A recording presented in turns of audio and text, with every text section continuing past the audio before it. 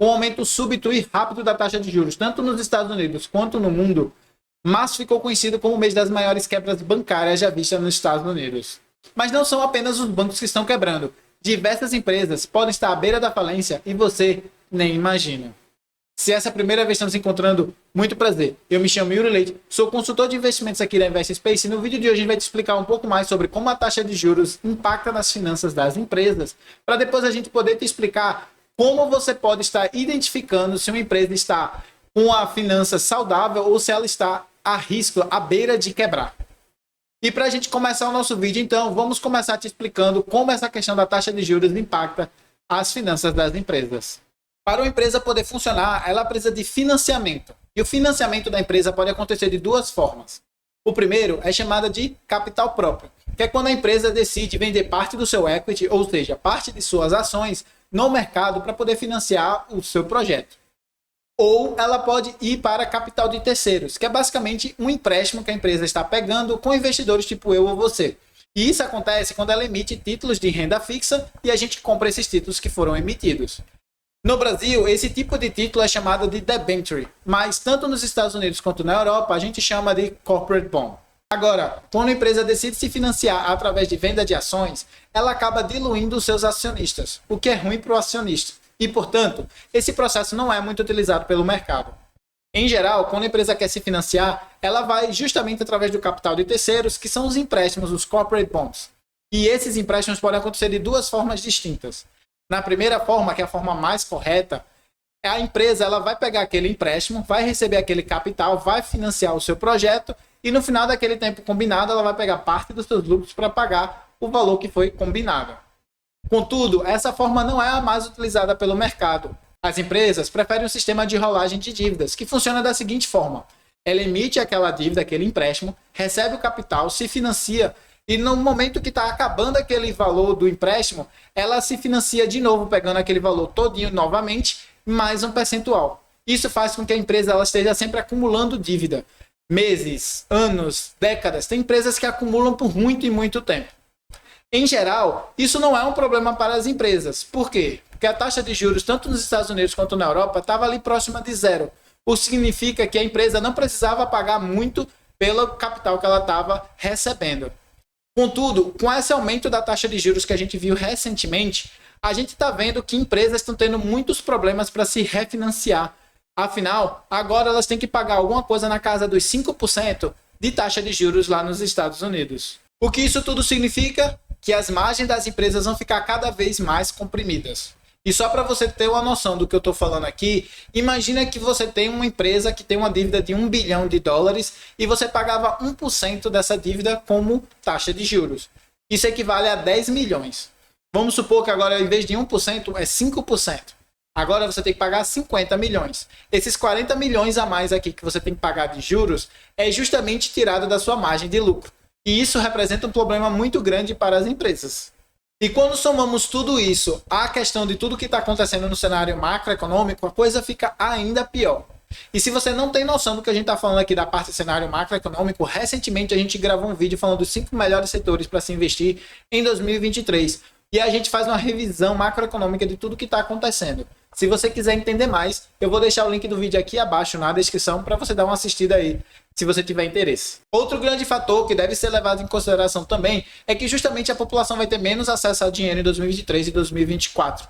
Já que, como vocês podem ver aí na tela, o dinheiro deixado nas poupanças americanas estão em suas mínimas históricas. Isso significa que os americanos estão utilizando parte das suas reservas para poder sobreviver a essa crise, mas que em breve esse dinheiro deve acabar e eles não vão poder contar com esse dinheiro para poder estar sobrevivendo. Um último ponto que eu gostaria de adicionar aqui é justamente essa questão da crise energética mundial que a gente pode estar passando agora, que vai fazer com que o preço da energia suba, o que também prejudica as empresas, que terão que pagar mais caro para poder consumir essa energia. E se você não está entendendo nada dessa questão da crise energética mundial, a gente tem um vídeo que a gente gravou recentemente onde a gente explica tudo isso em detalhes e eu vou deixar o vídeo aqui embaixo na descrição. Mas agora, você pode estar se perguntando o que tudo isso significa para as empresas.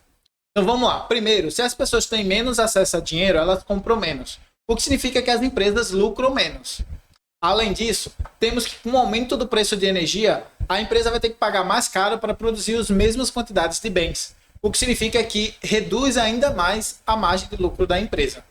E por último, temos a questão da taxa de juros, que aumentou consideravelmente, que também reduz bastante essas margens da empresa.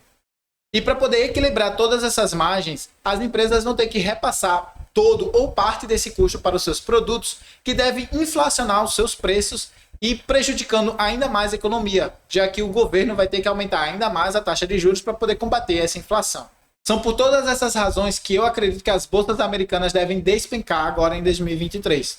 Assunto que eu abordo em detalhes na mais nova série que a gente criou aqui no canal, Carteira de Milhões, onde eu estou montando uma carteira de investimento para uma das minhas irmãs e estou publicando aqui no YouTube todos os meses. Se você quiser acompanhar mais dessa nossa série, basta você se inscrever, clicando no botão inscreva-se aqui abaixo e clicando no sininho que é para o YouTube te notificar toda vez que a gente lançar vídeo por aqui. Em suma, com todos esses pontos que a gente mencionou aqui, é de se esperar que diversas empresas venham a quebrar ou decretar falência nos próximos anos. E é por isso que se faz necessário você saber selecionar quais empresas estão menos sujeitas a quebrar para evitar de perder dinheiro com seus investimentos. E é justamente isso que a gente vai te explicar como fazer agora. E a primeira forma que eu utilizo aqui para saber se a empresa está ou não à beira da falência é justamente entender quanto daquele lucro que ela tem vai ser pago em dívida. E é só um cálculo simples aqui. Imagina que uma empresa tem 1 milhão de dívida e ela lucra 100 milhões. Se a empresa lucra 100 milhões e paga apenas 1 em dívida, isso representa 1% do lucro da empresa como dívida. E isso é muito tranquilo. Agora, imagina que ao invés de 1, essa empresa tem que pagar 50 milhões. Isso representa 50% do lucro da empresa. Ou seja, a empresa está muito mais alavancada, muito menos saudável, e isso representa um risco muito grande. Inclusive, recentemente a gente gravou um vídeo aqui para o canal, onde a gente fala 7 métricas que você tem que analisar para saber se a empresa está ou não boa para investir. Inclusive, 2 delas é justamente relacionada a essa parte de dívidas. Se você quiser entender mais sobre todas essas métricas e a parte de dívidas, eu vou deixar o link do vídeo para você assistir ele completo aqui na descrição. Mas de maneira geral, eu não invisto em nenhuma empresa onde as dívidas superem 40% do lucro da empresa. 40% é o número que eu julgo como ideal, como um bom referencial aqui para poder ter de métrica.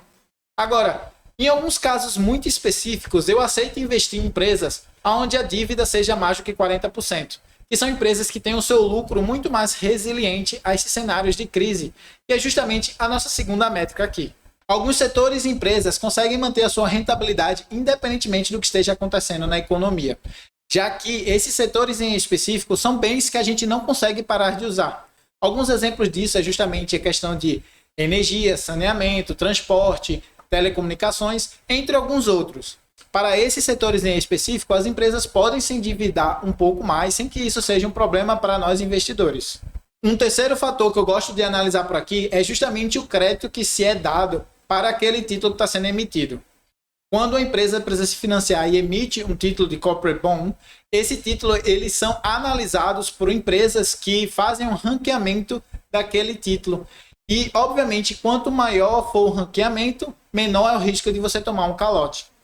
E, portanto, a gente pode analisar isso da seguinte forma: quanto maior for o ranqueamento, menor a probabilidade da empresa quebrar. Inclusive, a gente gravou um vídeo recentemente te explicando tudo o que você precisava saber sobre renda fixa para poder investir tanto nos Estados Unidos quanto na Europa. Se você tiver interesse em aprender mais sobre esse assunto, eu vou deixar o link do vídeo aqui abaixo na descrição para você assistir o vídeo completo. Como vocês puderam ver, existem sim formas de você estar diminuindo o risco de selecionar empresas que estão à beira da falência para evitar de perder todo o seu dinheiro investido. Óbvio que ainda existe a chance de um cisne negro acontecer e aquela empresa que você selecionou vir a quebrar. Mas esse risco é inerente ao sistema e todos nós estamos decidindo correr ao investir no mercado de capitais. Outra coisa que a gente também está decidindo ou não é de deixar aquele seu like aqui embaixo para a gente poder crescer a nossa comunidade aqui e compartilhar esse vídeo com seus amigos e familiares para que eles entendam como se faz para selecionar empresas da forma correta. E tá pensando, pô, mas dá muito trabalho fazer toda essa seleção de empresas. De fato dá. E é por isso que a gente da Invest Space pode te ajudar. Se você quiser um consultor de investimento que vai montar uma carteira de investimentos focada para você, especialmente desenhada para você, é só você entrar em contato conosco pelo Instagram que está aí na tela, que a gente pode te ajudar por lá. Lembra a todos que temos links para diversos vídeos que vão estar aqui embaixo na descrição, ou você pode estar assistindo esse vídeo que está aí na tela que o YouTube selecionou especialmente para você.